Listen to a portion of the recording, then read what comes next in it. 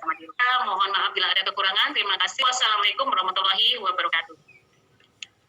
Waalaikumsalam. Ya, sudah saya tutup. Ya, waalaikumsalam warahmatullahi wabarakatuh. Terima kasih Bu Eni, sangat antusias sekali untuk menyampaikan materinya, luar biasa berkaitan dengan pendidikan anak usia dini.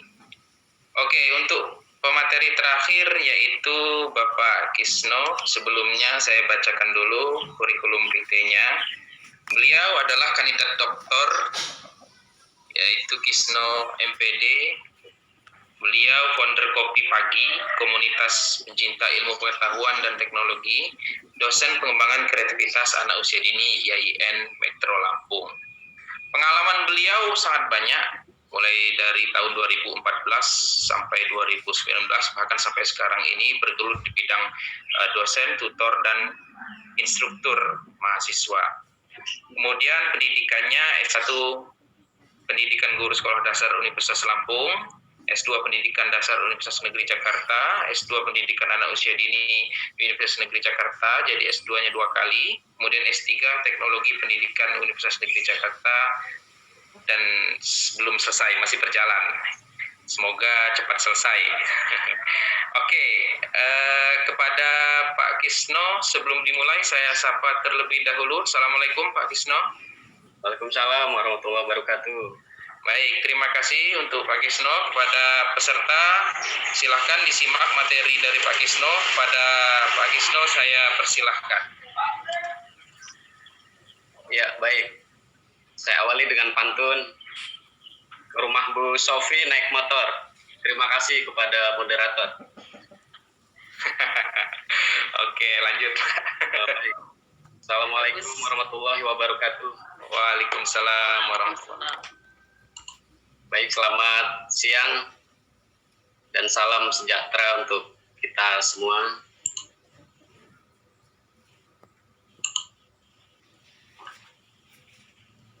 Baik, sebelumnya apakah sudah ada tampilan dari PPT yang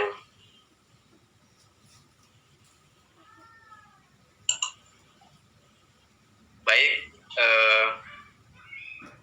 Mas moderator, apakah tampilan PPT sudah tampak? Ya, sudah Pak. Baik, sudah nampak. Oke, terima kasih. Bismillahirrahmanirrahim.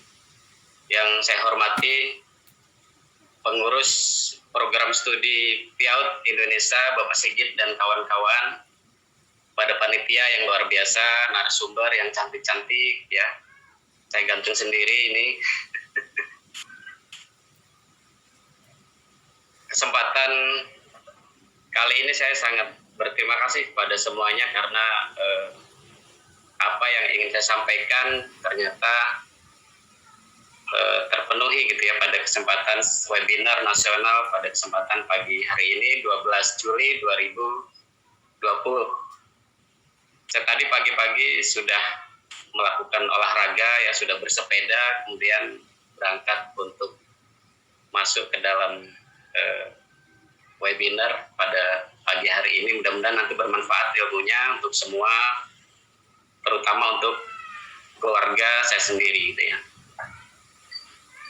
Tema kali ini sangat menarik sekali, stres ya. Stres, saya kalau bicara tentang stres ini, kalau orang kota memahaminya stres itu kan sebagai tekanan gitu ya.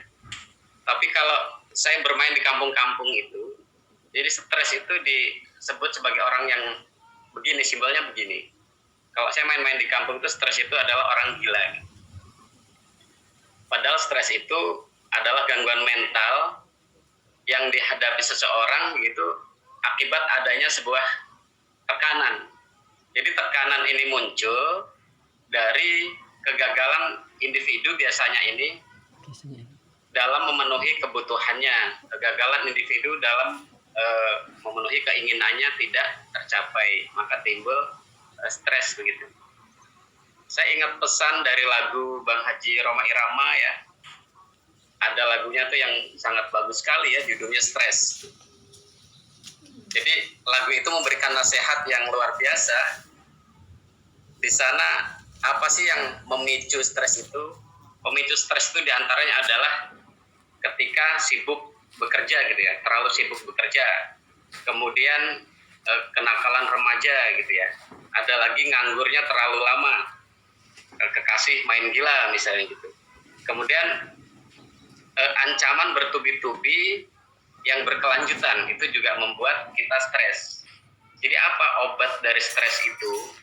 Kalau pesan beliau itu kan obatnya iman dan takwa gitu ya, mensyukuri apa adanya. Jadi merasa cukup. Biasanya orang yang merasa cukup itu akan hadir rasa syukurnya gitu. Ketika orang itu berkeyakinan bahwa rasa cukupnya itu menghadirkan kesyukuran, maka dia akan merasa tenang hidupnya.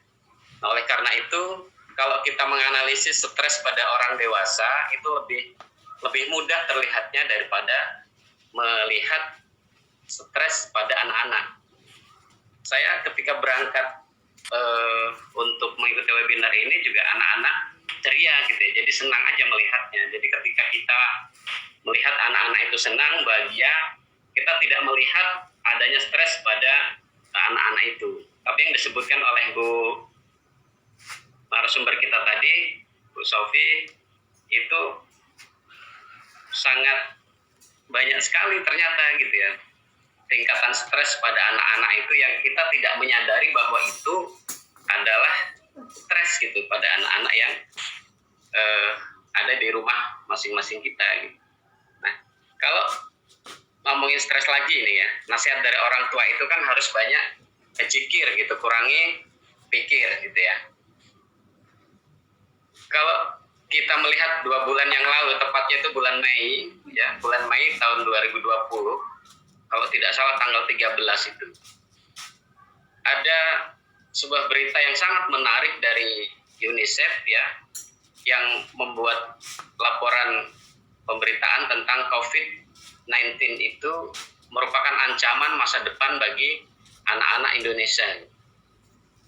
Kan mendengar berita yang seperti ini, orang tua pasti mengalami tekanan atau stres yang luar biasa, termasuk saya sebagai orang tua juga ketika membaca berita itu, karena bicara tentang masa depan anak-anak, kemudian kita langsung berpikir apa yang harus dilakukan oleh orang tua dalam menghadapi pandemi COVID-19 di mana akan merusak masa depan anak-anak menurut para pakar dan UNICEF itu gitu. Kalau kita mengikuti nasihat guru kita, Bapak Kesehatan Dunia gitu, Ibnu Sina, bahwa kita kan tidak boleh panik gitu ya, tidak boleh panik. Karena apa? Kepanikan itu adalah separuh penyakit. Ya, kepanikan adalah separuh penyakit. Kemudian kita harus tenang karena ketenangan itu adalah separuh daripada obat. Kemudian kita juga harus sabar, walaupun tingkat kesabaran itu tidak ada batasnya, tapi kita juga harus belajar untuk bersabar begitu. Karena kesabaran adalah langkah awal untuk kesembuhan. Jadi kalau kita sudah belajar untuk bersabar, insya Allah ini sebagai langkah awal, segala penyakit yang ada pasti ada obatnya, dan saya percaya itu. Jadi apa yang harus dilakukan menghadapi COVID-19 ini yang bisa mengancam anak-anak Indonesia? Yang pertama, menghindari kepanikan, kemudian tetap tenang dan sabar, senantiasa berdoa kepada Allah Subhanahu wa Ta'ala untuk yang beragama Islam gitu ya, dan yang beragama lain juga menyesuaikan dengan agamanya masing-masing. Tetap berkoordinasi dengan pihak-pihak terkait dalam menangani masalah anak, dan kita juga yakin bahwa pemerintah itu pasti akan mampu menangani setiap permasalahan yang ada di negaranya. Kalau lahir secara spontan, ide, kemudian gagasan atau kreativitas, serta perhatian lebih terhadap anak itu memang sebuah kewajiban orang tua kepada anak-anaknya. Jadi kalau kita lihat pernyataan dari UNICEF ini, bahwa virus corona ini gitu ya, telah secara luas mengganggu kestabilan pendapatan keluarga. Kemudian sebagian besar dari mereka kan yang tercatat itu tidak tercakup dalam jaminan sosial ya, yang menargetkan masyarakat itu mengalami kemiskinan yang ekstrim sebagaimana disebutkan oleh Ibu Dokter tadi, itu membahas tentang kemiskinan yang ekstrim, dan ini benar adanya laporan dari UNICEF Indonesia ini sesuai dengan fakta yang kita hadapi untuk saat ini. Jadi apa dampak bagi anak-anak kita? Apa dampak bagi anak-anak Indonesia? Terutama di rumah-rumah kita lah ya. Pasti anak-anak itu mengalami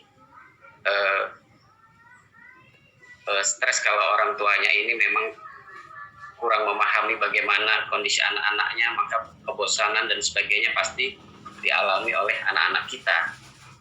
Maka kalau ini tidak ada tindakan segera gitu, tidak ada tindakan yang segera, maka COVID-19 ini dapat mengancam keselamatan, kesejahteraan, kemudian masa depan anak-anak Indonesia juga terancam gitu. Maka kalau tidak dari sekarang untuk menanggulangi dampak sosial ekonomi yang ditimbulkan dari pandemi COVID ini, jadi krisis kesehatan bisa semakin luas gitu, menghambat, kemudian menimbulkan kemunduran, ya, kemajuan kondisi anak yang sudah dicapai Indonesia melalui kerja keras itu selama bertahun-tahun juga mengalami kemunduran. Kalau kita lihat program yang diluncurkan oleh Kementerian Pendidikan dan Kebudayaan yang beberapa bulan ini ya, itu juga respon positif dari teman-teman yang mengadukan atau memberikan idenya lewat media sosial maupun secara langsung begitu. Ada program pendidikan yang diluncurkan oleh Kemendikbud melalui televisi nasional gitu ya. Jadi anak-anak itu belajar dari televisi, belajar daring. Jadi data UNICEF itu mencatat ada sekitar 60 juta lebih anak Indonesia itu tidak dapat bersekolah karena COVID-19 ini. Namun demikian pembelajaran ini kan banyak cara yang dilakukan. Nah sekarang musimnya adalah musim daring atau belajar dalam jaringan. Dan ini masih terasa menantang hingga saat ini. Tapi beberapa bulan yang lalu saya melakukan survei untuk guru-guru di kurang lebih 100 guru yang tersebar di Provinsi Lampung ini, di beberapa kabupaten, ada 14 kabupaten di Lampung. Itu banyak dari guru merasa tidak percaya gitu ya, kepada anak-anaknya, kepada anak didiknya, kalau itu hasil murni dari pekerjaan anak tersebut. Jadi terkadang anak tidak mampu untuk mengerjakan karena orang tua yang mengerjakan tugas-tugas yang diberikan oleh gurunya begitu. Padahal idealnya orang tua yang di rumah ini adalah mengajarkan bagaimana membuat anak-anak itu mampu tidak langsung mengerjakan soal itu yang kemudian itu diklaim sebagai hasil dari kerjaan anaknya. Idealnya tidak begitu.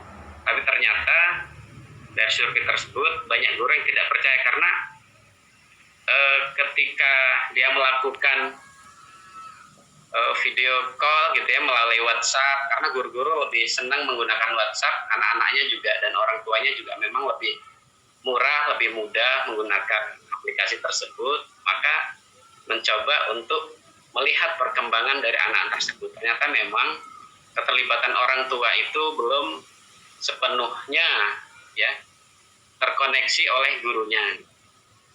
Maka penting kerjasama guru dan orang tua dalam pembelajaran di anak-anak yang ada di rumah supaya tidak bosan juga. Jadi guru dan orang tua ini memang harus mampu bekerja sama dalam menghasilkan gagasan dan kreativitas pembelajaran yang membuat anak-anak itu bahagia. Jadi kalau anak-anak bahagia kan orang tuanya senang. Anak-anak bahagia artinya terhindar dari stres, karena tujuan hidup juga kan untuk menggapai kebahagiaan gitu ya, kebahagiaan dunia dan kebahagiaan akhirat. Jadi saya katakan penting kerjasama antara guru dan orang tua. Mengapa hubungan guru kemudian siswa dan orang tua ini penting. Jadi connect antara parent, teacher, and student. Contoh kecil misalnya, contoh kecil. Jadi anak yang pertama, saya itu kan sekolah di TK Darut Tauhid ya gitu ya. Kemudian sekarang belajarnya daring, karena sudah saya jemput dari Bandung ke Lampung. Nah di sana sekarang pembelajaran daring untuk anak-anak TK. Contoh kecil ketika tema di sekolahnya itu berkemah. Jadi atas instruksi guru sebagaimana rancangan pembelajaran yang telah dibuat oleh gurunya, agar orang tua ini membantu mempersiapkan tenda untuk berkemah di sekitaran atau di dalam rumah sebagai orang tua yang peduli tentunya ya, sebagai orang tua yang mau bekerja sama dengan guru, dengan sekolahnya untuk kemajuan dan perkembang atau tumbuh kembangnya anak ini, maka berbagai macam cara diupayakan. Jadi orang tuanya sibuk ikut belajar juga, ikut mendalami atau mempelajari rancangan pembelajaran dari gurunya, mengikuti instruksi dari gurunya begitu. Akhirnya memang yang terlibat, yang terhubung ini memang orang tua. Jadi semacam sekolah parenting juga gitu ya, tapi secara daring. Nah maka ada satu kasus lagi yang menarik ini. Ada satu kasus yang menarik. Jadi ada orang tua yang menyekolahkan anaknya di TK. Maksud dari orang tua menyekolahkan anaknya di TK ini, dia merasa terkurangi bebannya. Nah ketika pembelajaran daring, ternyata orang tua ini semakin bertambah bebannya. Dan dia merasa ketambahan beban dari sekolah anaknya ini. Maka akhirnya tidak jadi sekolah. Nah ini kan salah satu penyebab juga tekanan bagi orang tua juga gitu ya, ingin meringankan pekerjaannya, menitipkan anaknya ke sekolahannya, tetapi ternyata menambah beban gitu bagi anak-anaknya, modalnya bertambah besar gitu ya, kemudian kesibukannya meningkat, harus lebih perhatian pada anaknya karena yang sekolah anaknya tapi dia juga ikut sekolah begitu. Dan ini kalau orang tua kurang memahami tentang ini, akhirnya yang terjadi begitu, anaknya tidak jadi sekolah gitu ya. Dan ini kan sebuah keprihatinan juga untuk kita, bagaimana cara memahamkan pada orang tua, memahamkan pada orang tuanya supaya anak tetap sekolah dan membantu proses pelaksanaan pendidikan ini. Karena ini kan semua kita mafhumi, kita maklumi keadaan yang sekarang ini, dan ini kan tidak bukan keinginan kita semua gitu ya, tapi belajar dari pandemi ini banyak ilmu yang kita dapat. Contoh webinar aja hari ini mungkin tidak terlaksana mungkin kalau tidak ada pandemi ini gitu.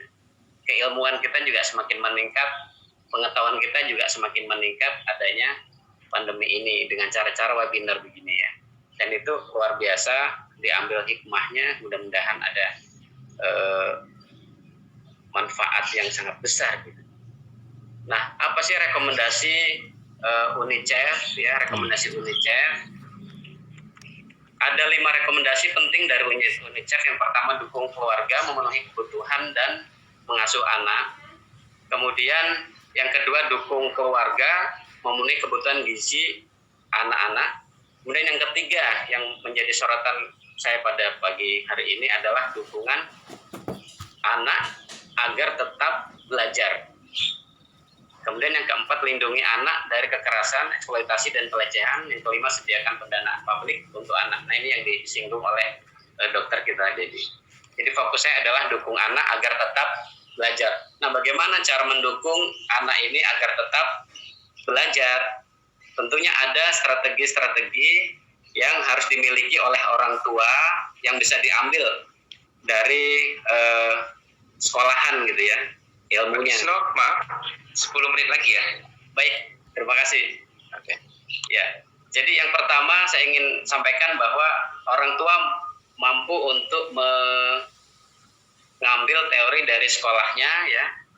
Misalnya dengan strategi pembelajaran dan permainan ala Montessori. Selain hemat, kemudian edukatif, tapi juga kreatif. Yang pertama misalnya cetak pasir. Jadi di rumah siapkan pasir, kemudian diberikan di bak atau dibuatkan kotak begitu, ini cukup murah juga gitu ya, anak-anak juga senang. Insya Allah stres terkurangi. Cap warna ini juga murah, dapat diperoleh di warung-warung terdekat gitu. Kemudian puzzle juga ini sangat menarik sekali, anak-anak sangat senang sekali bermain dengan puzzle ini. Susunan bentuk, ada kotak-kotak atau lingkaran, mulai dari yang terkecil sampai yang terbesar, atau kebalikannya ini dibuat 2 versi. Kemudian sandiwara boneka atau dongeng, ini sangat senang sekali anak-anak ya. Tidak adalah anak yang tidak punya boneka biasanya, apalagi perempuan ya, apalagi perempuan. Kalau dia laki-laki juga senang ketika diceritakan dengan mendongeng, medianya adalah media boneka gitu ya.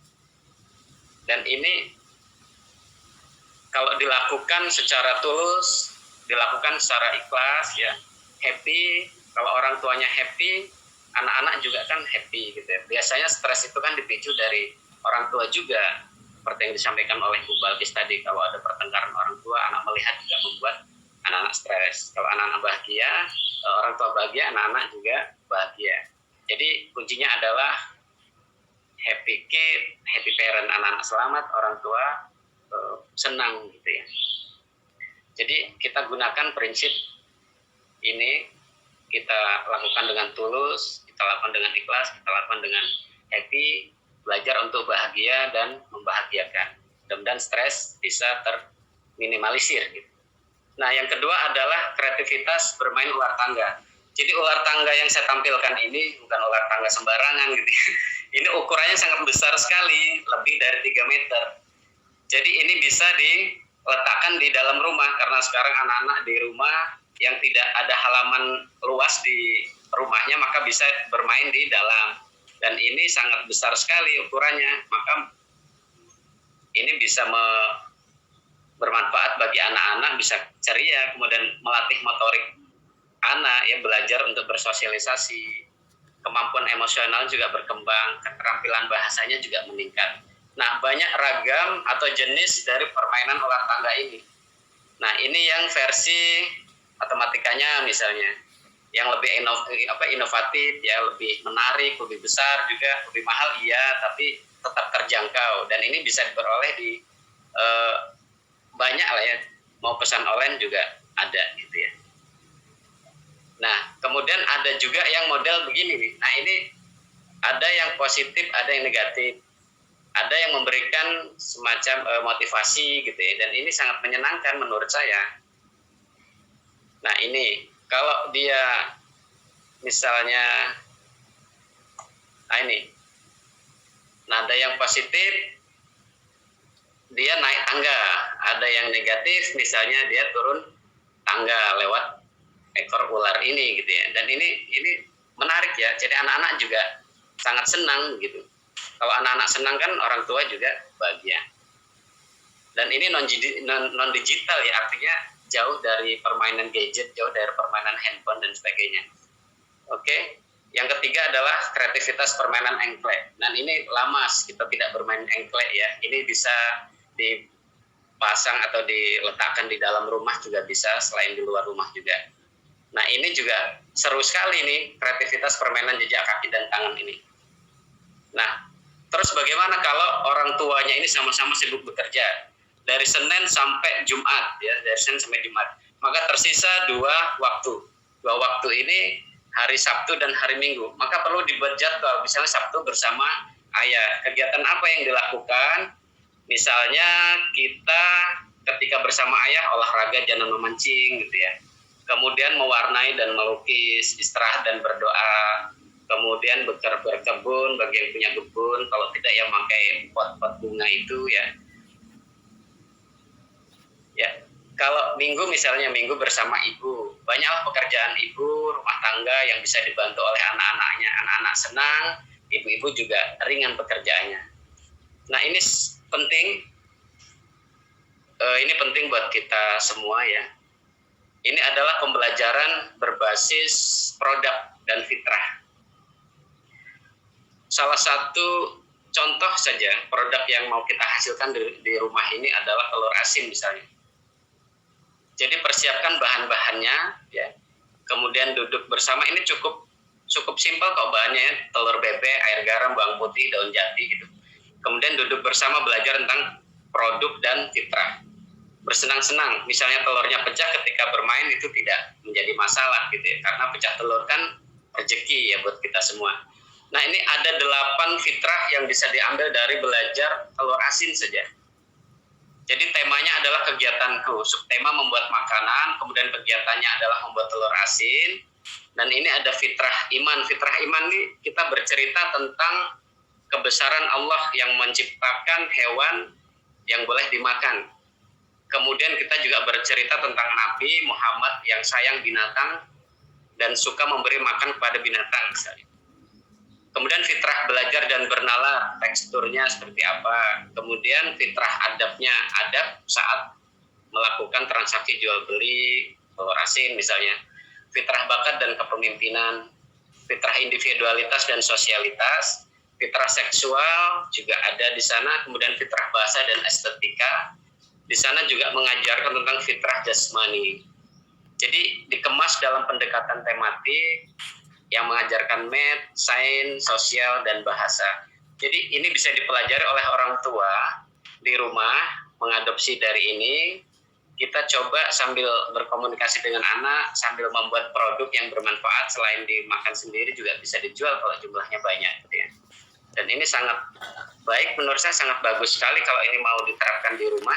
Anak-anak suka, orang tua juga senang gitu. Oke, selesai. Saya beri kesimpulan pada penyampaian hari ini. Saya mengajak untuk diri saya sendiri, untuk semua, mari senantiasa belajar untuk menjadi orang tua yang baik, orang tua yang hebat, yang mampu memahami setiap kepribadian anak-anaknya, yang kreatif, yang cakap, banyak dari hal-hal atau bahan-bahan yang murah yang bisa kita jadikan sebagai produk, dan anak-anak juga bahagia gitu, kita juga senang melakukannya. Dan jangan lupa untuk mendoakan anak-anak kita supaya anak-anak kita itu cerdas, supaya anak-anak kita itu sehat, bahagia dalam bingkai keimanan dan ketakwaan pada Allah Subhanahu wa taala. Jadi intinya adalah happy kid, happy parent. Anak-anak senang, anak-anak selamat, orang tua juga bahagia. Terima kasih Mas Ferdian, narasumber dan peserta webinar yang luar biasa pada kesempatan pagi hari ini. Mudah-mudahan bermanfaat. Saya kembalikan kepada moderator. Saya akhiri. Wassalamualaikum warahmatullahi wabarakatuh. Waalaikumsalam. Terima kasih kepada Pak Kisno yang telah menyampaikan materinya. Alhamdulillahirrahmanirrahim. 4 materi sudah menyampaikan materinya berdasarkan tema yang kita angkat pada pagi hari ini. Sampai siang ini luar biasa sekali pada partisipan, itu semangat masih menyimak. Terima kasih. Untuk selanjutnya Pak Kisno. Halo Pak Kisno. Ya, halo. Oke, ini ada pertanyaan Pak Kisno. Ya.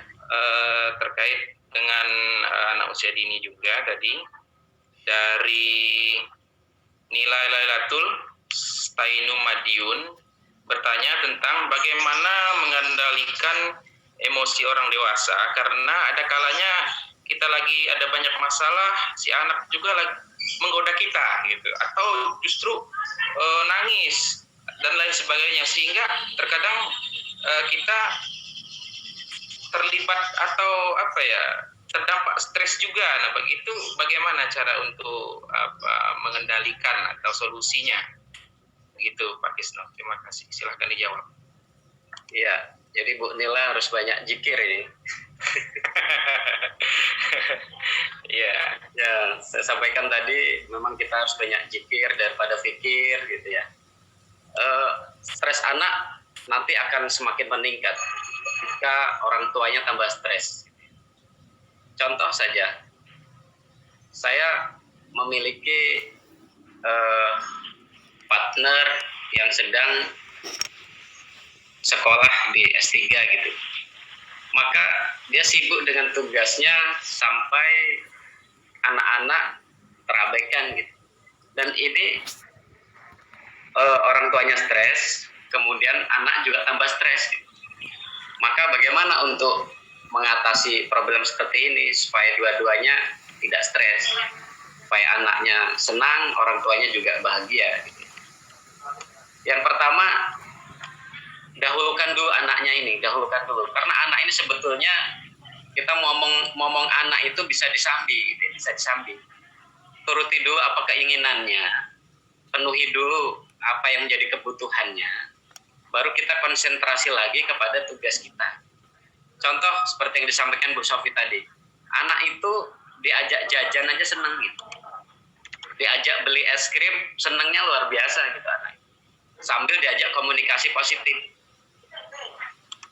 Nah, kalau anak-anak itu sudah banyak jajanannya yang sehat lah ya tentunya.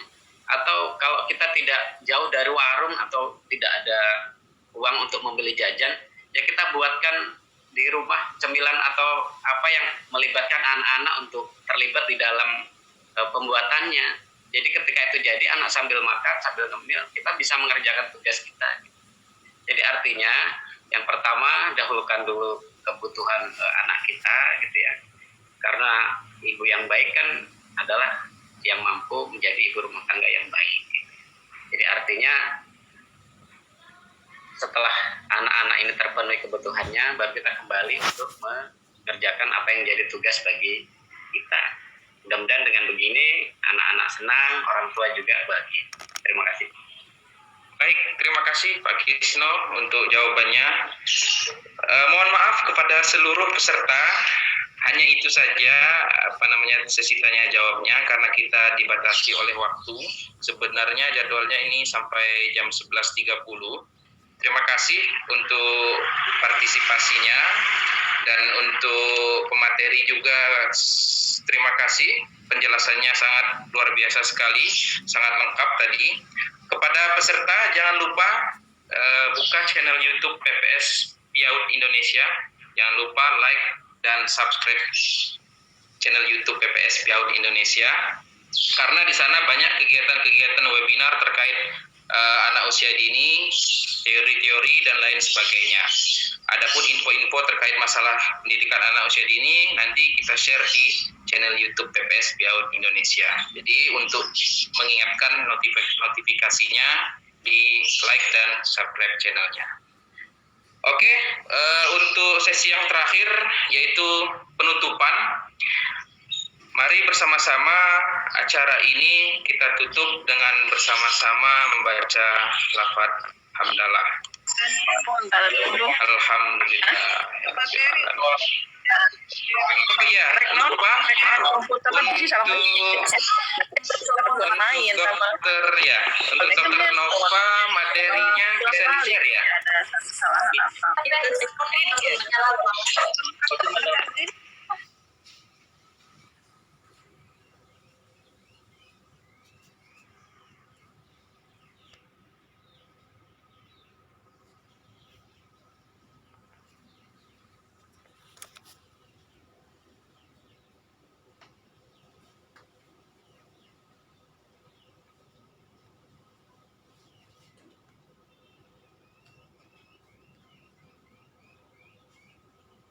Yang telah memberikan sambutan sekaligus membuka acara pada 16 itu psikiater, kepala medical health check up dan dokter pendidikan klinis Rumah Sakit Jiwa Soeharto